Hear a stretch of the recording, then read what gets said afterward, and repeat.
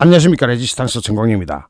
제가 방금 영상을 진행했는데 그 영상에서 제일 많은 댓글이 부정선거를 어떻게 막을 거냐 라고 저한테 묻습니다. 저는 여기에 대해서 어제 분명하게 영상을 만들어서 여러분께 대책을 드렸습니다. 그런데 거기에 대해서는 관심조차 기울이지 않고 있다가 갑자기 댓글만 그렇게 쓰댑니다. 그래서 어제 영상을 다시 한번 여기에 붙여서 우리가 할 수 있는 방법, 우리가 지금 이제 못하는 방법에 대해서까지 지금 D-57일 후에는 대선이 열리는데 우리가 할 수 없는 것까지 우리 보고 해라고, 저보고 하라고 하면 저도 방법은 없습니다. 솔직히 말해서 그렇습니다. 그런데 우리가 할 수 있는 방법은 안 하고 무조건 포기한다.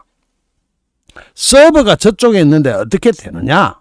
그렇게 포기할 것 같으면 그냥 이재명이 대통령에 당선됩니다. 우리가 할 수 있는 것을 찾아서 방법을 찾아야지 지금 당장 선관위 때려 부숴보고 불질러 버리면 없어집니까? 안 하게 됩니까? 선관위 불질러도 선관위 때려 부수고 나도 저들은 할 겁니다. 그러나 막을 수 있는 방법은 분명히 있습니다.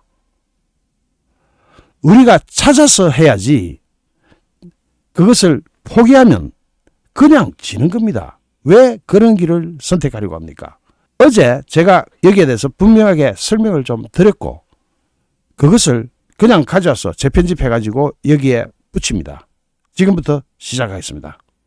그리고 또한 우리는 부정선거를 대책을 세야 됩니다. 벌써 D-58 시간이 너무 없습니다. 지금 국회 의석수로 볼 때 사전선거나 사전투표를 없앨 수 있는 방법은 아예 없습니다. 가능성 제로입니다. 일부에서 말하는 것처럼 선관위를 다 때려 부숴도 안 됩니다. 남은 것은 대표적으로 두 가지 방법밖에 없습니다. 얘들은 주로 사전투표를 가지고 장난치는 거기 때문에 얼른 사람들을 모아서 선거투표소 불러 부정선거 감시팀을 조직해가지고 특히 사전선거일을 주축으로 그 날짜를 주축으로 인원수 파악을 하는 작업을 해야 됩니다. 쟤들이 인원수를 부풀리거나 투표 안 한 사람을 투표한 것처럼 조작하는 데부터 조작을 시작하기 때문에 그 원천부터 막으면 어느 정도 막을 수가 있습니다. 그래서 첫째, 사전투표하는 사람들 인원을 세야 됩니다. CCTV를 설치했던 사람들이 무죄를 받았습니다. 합법화가 된 거죠. 두 번째는 우리는 개인적 사정과 건강이 허락하는 한 무슨 약촉이 없다든지 그런 경우가 아닌 한 무조건 본투표해야 됩니다.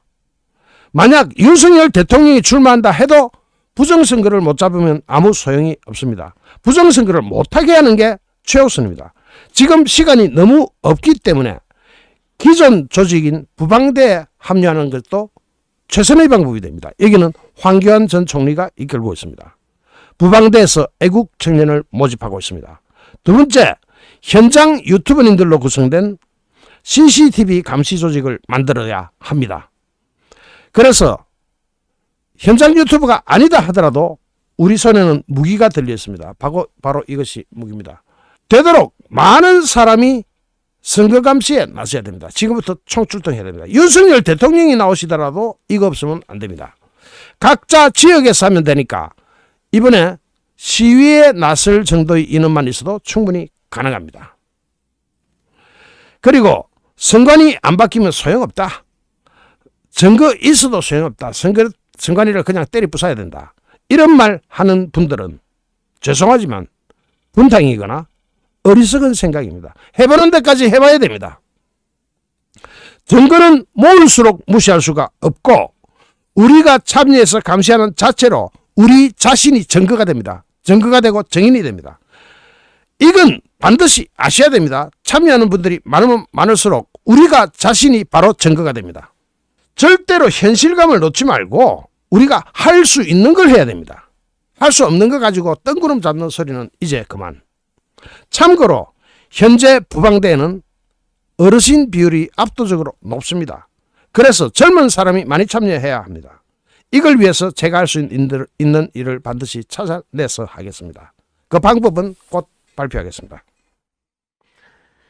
이게 안정적으로 보장된다면 윤핵인으로 가는 겁니다. 다만 윤석열 대통령께서 직접적으로 언급을 하지 않는 상황도 대비해야 합니다.